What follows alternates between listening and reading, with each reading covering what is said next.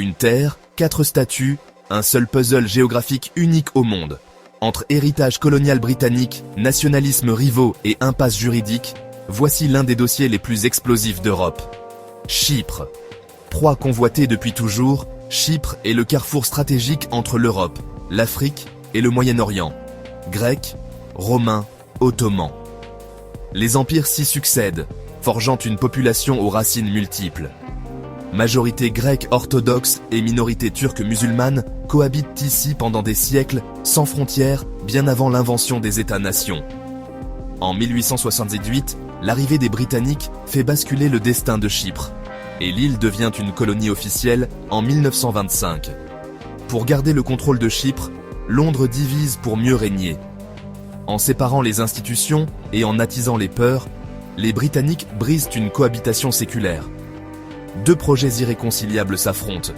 L'Énosis côté grec, pour un rattachement à la Grèce, et le Taksim, côté turc, pour une division de l'île. En 1960, l'indépendance de Chypre est un échec programmé. La constitution, complexe, crée un système de quotas et de veto mutuels, paralysant l'État dès le premier jour. Lors du Noël sanglant de 1963, l'île sombre dans la violence, et les casques bleus déploient alors la ligne verte, une cicatrice coupant déjà Chypre en deux. En 1974, tout bascule. Athènes soutient un coup d'État pour annexer Chypre, et le rêve radical de l'Énosis tente de passer en force. Réaction immédiate d'Ankara. La Turquie invoque son statut de garante pour envahir le nord. Et l'opération de secours se transforme en occupation permanente. En 1983, naît la République turque de Chypre du Nord. Un État fantôme que seul Ankara reconnaît.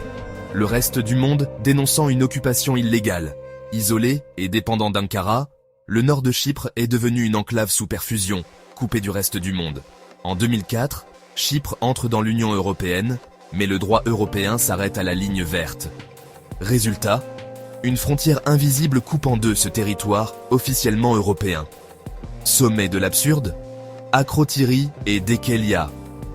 Ces morceaux de territoire britannique sur l'île sont des postes d'écoute vitaux pour Londres et l'OTAN, véritables sentinelles stratégiques face au Moyen-Orient. La réunification, possible, mais explosive. Chypre reste le seul pays de l'Union européenne coupé par un mur. Et Nicosie, la dernière capitale au monde déchirée par des barbelés.